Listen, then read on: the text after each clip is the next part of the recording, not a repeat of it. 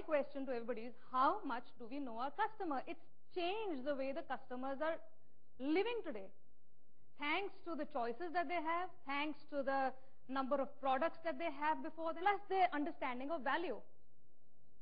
The monetary value, the emotional value that a product gives to them, the physical value that a product gives to them, and all those things that the customer is now aware of.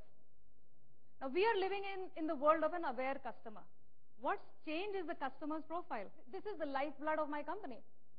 This is where I make the sales. So what's happening over here? This is the product, this is the company, this is the person who's selling. This is my customer. He comes with his needs in mind, his budget, is what he's looking for, what he's thinking. He has 100 other products on his head. And then there is this person who only has his product on his head. And he knows what he's running after is the targets. He's running after the numbers. Focus is not here. Okay. Now, while he's talking to the customer, he's continuously trying to sell to this customer, while this customer is looking for his own need.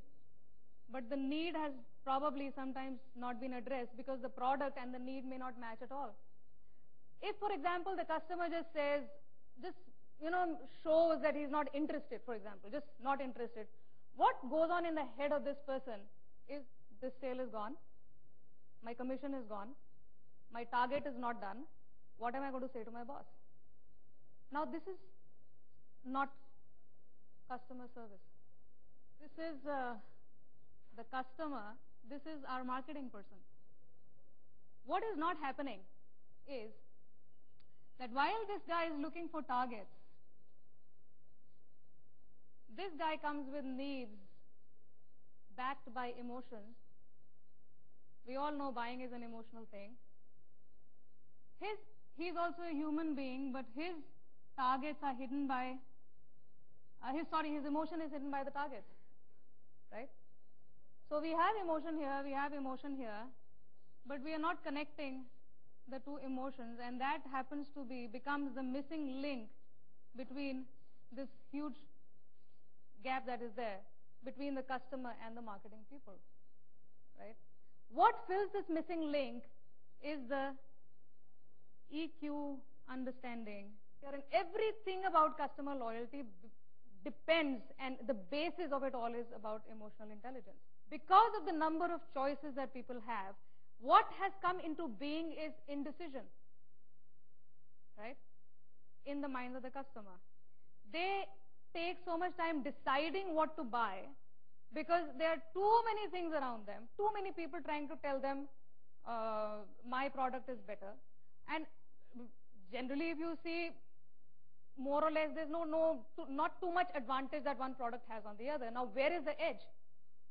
You can become, as corporates, as selling people, can become the key people to help them make those decisions. You become part of the decision-making process. And how we can do it through emotional intelligence, because this is something that can be learned. We all come from different backgrounds. So your emotional level would be different from mine, his will be different, hers will be different. So we are meeting different people all the time, but that doesn't mean that everybody is going to look at your product in the same way. People are products of their perception, so they are going to perceive the way they want to perceive.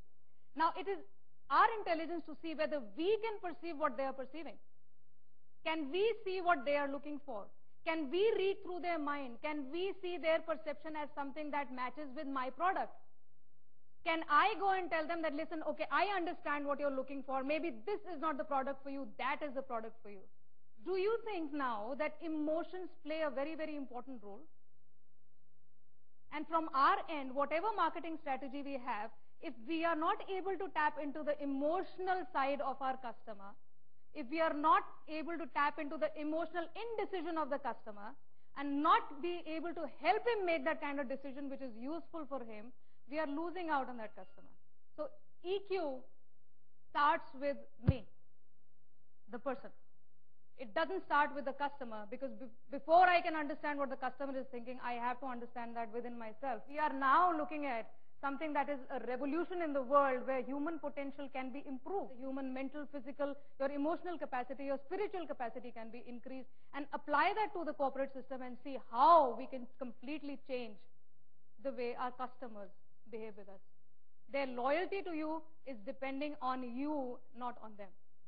Their loyalty to you is because of you, not because of them. At the end of the day, are they happy coming back to you? Do they like you? Do they think good in your company? Do they feel good in your company?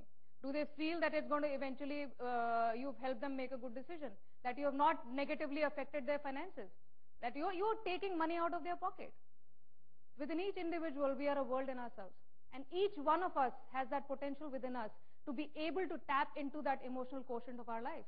How many of us as corporates are willing to improve our people? Because that's where it all starts.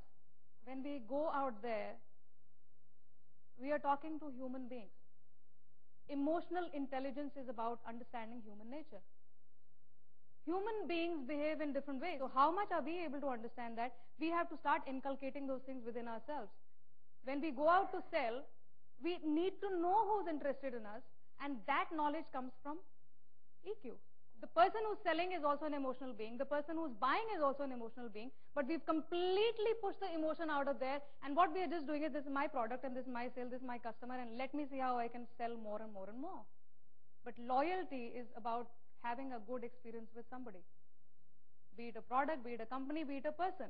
So we have to start figuring that out within our own marketing strategy. And not that we shut out everything else. No, we have to complement this with an EQ strategy that is an essential today. People, like I said, are product of the perceptions.